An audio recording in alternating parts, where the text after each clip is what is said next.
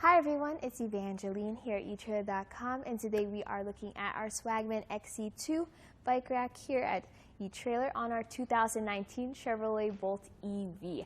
Now this is a great bike rack if you are looking for something that is minimalistic and you want a quality bike rack but don't want to pay all the extra money for extra features that you might not need. So the way our bike is mounted to this bike rack here is by this frame mount.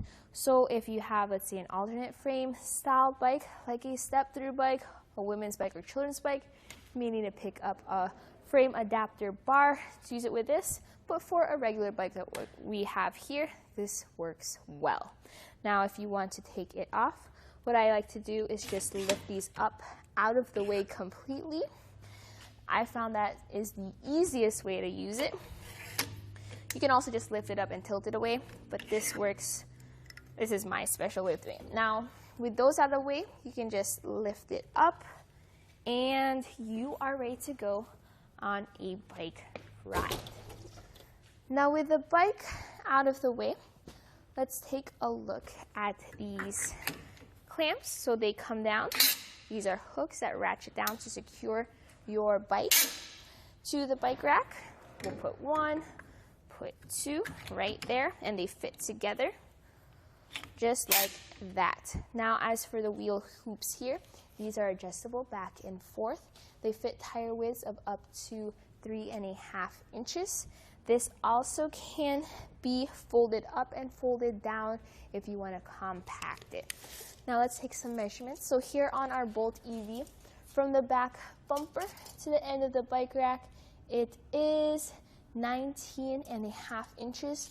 That's really short actually for a 2 bike rack, which is awesome. Just something to keep in mind when you're backing into your garage or parking into a tight spot.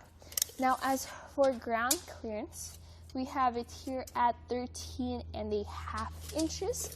So it has a shank rise up from our shank. So bringing it closer to where it sits in the hitch receiver. It sits at 9.5 inches. So that's some ground clearance you might want to keep in mind when you are driving up an incline like a driveway or a hill. Now let's fold these arms up. To do so, you need to take out these pins. So take one out, then you can bring it up and secure it again with that pin. Don't forget to secure them. Now let's do the other side. Pull that pin out, just like that, and bring it up and secure it here at the top. With it in this position, it's super easy to store. I like it in this way when I want to store it in my garage or maybe in my trunk and I'm not carrying around my bike. So that way it's a little bit more portable.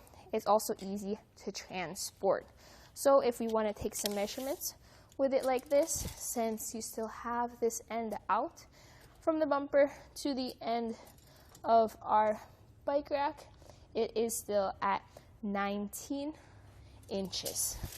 So as for how it works here with our Chevrolet Bolt EV, I really like how it works, especially with how it fits into our hitch receiver. Since this comes with an anti-routable, this fits into an 1.25 inch and 2 inch hitches. Like what we have here is a 2 inch hitch, so we have an adapter sleeve.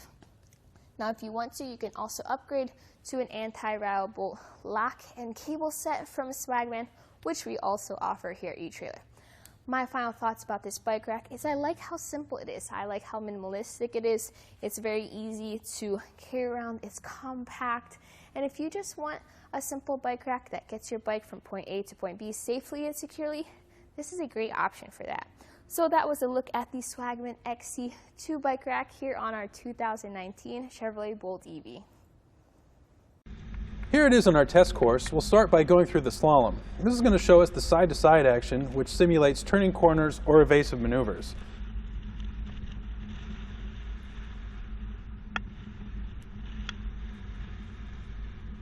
Next, we're at the alternating speed bumps, which we'll see the twisting action. This will simulate hitting a curb or pothole or driving over uneven pavement.